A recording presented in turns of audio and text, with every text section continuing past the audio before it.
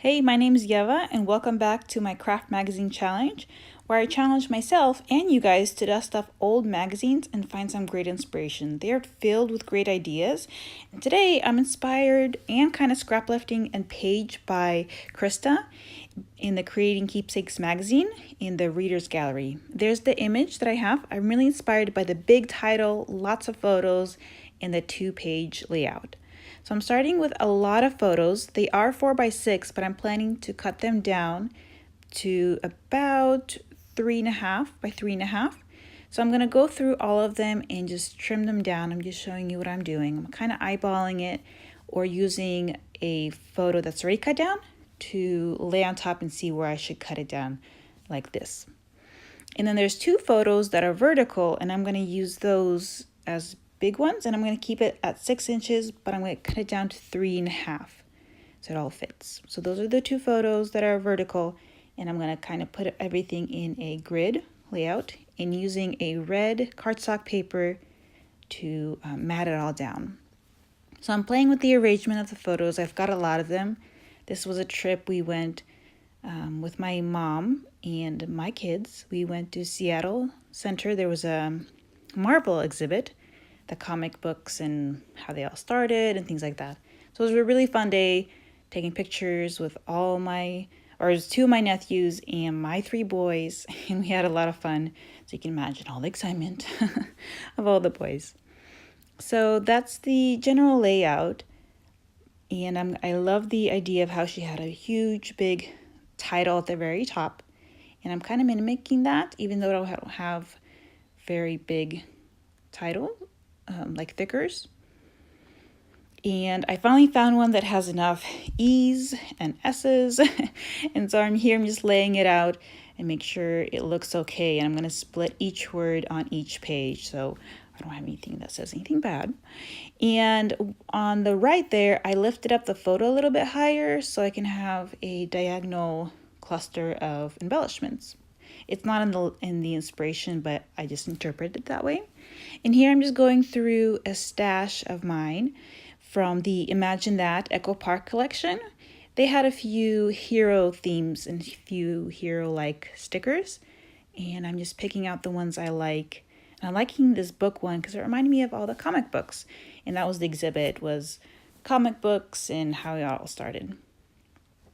So I keep looking at it and playing around with it, and it feels a bit bare, like I want more layers or more colors to it. So I decide to do some color strips at the top. And this is from that same Echo Park Imagine That collection. They have this great triangle paper that I just feel like it ties in all the colors together and just brings more layers in. So I decide to get a strip of that, and I'm going to cut it in half so it goes on both pages. And I'm just measuring it out, making sure my title fits well, like it's not being cut off or anything like that. So I'm just checking all that and using my handy dandy T-square ruler. I pretty much, that's like my number one thing I use. Sorry about my head in the way. I was just making sure everything is straight. Even though this is a grid background paper, this is, by the way, an old Studio Calico background paper. Has a grid on it, and it blends into a little bit of yellow on the edges. I like the stars, it just kind of reminds me of superheroes in the night. And I'm glad I ended up adding that layer. It also ties everything together, but one of the words is quite long, so it just goes into it. It works well. I'm really happy with how that looks. And I'm going to start just putting everything out and sticking everything down so I can keep going into the embellishments, which will be next. There goes my head again, sorry. I do really like 2-page layouts. I feel like they come together really well, and you can add so many photos. Like we took so many photos on this event, and I'm glad that I can just get a lot of them all onto 1 or 2 pages. I do have a few others, but I can just make an extra page. And it came together really fast because, again, there's just so many photos. There's a few layers, and I did play with the embellishments quite a bit. But if you keep the embellishments simple, this is a great layout. I'm really happy I scraplifted this one or got inspiration from, either way. So I am playing around with the embellishments, seeing what I can use, which tags I want to use. There's a few that I found that I felt represented superheroes or whatnot. This is a sticker collection from Simple Stories Little Dude. They didn't have too many superhero themes, but I wanted something to layer behind that Polaroid frame. It just felt empty and it stuck out, like the paper stuck behind it, and I didn't like that. I needed something to back it up. And I found a sticker that says, "Be brave, be strong, be kind." So I'm going to use it. And there's that little gap, again, that bugged me. So I'm going to take a scrap piece of paper and fill it in. Here I'm holding it down with some tape. That little sticker fit perfectly, but wouldn't stick. And so I'm going to grab that scrap piece of paper and just fill in that little gap. And the blue ties in nicely. And I like how it just all comes together, all the layers in those books. Again, remind me of comic books, even though it says like dinosaurs and pirates and all whatnot. But I guess that's kind of superhero-like, right?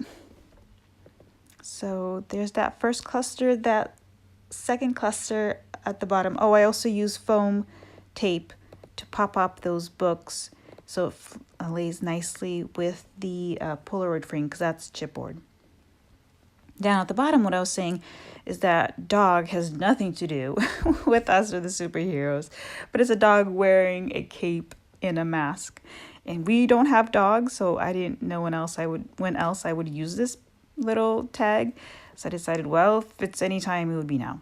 Anyways, one of the last few things that I do is I take the little dots from the stickers, from the thickers, and dot them around and add a little star and make a little triangle with it. It just ties everything together and brings it across the 2 pages.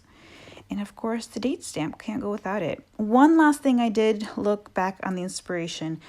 The Krista, she used little tags, word stickers on the photos, and I like the idea, so I added a few on each page.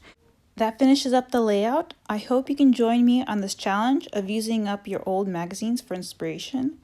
A lot of us have them, so let's put them to use. Thanks for watching. Join me next month for another craft magazine challenge. Give me some thumbs up and leave me a comment. Thank you.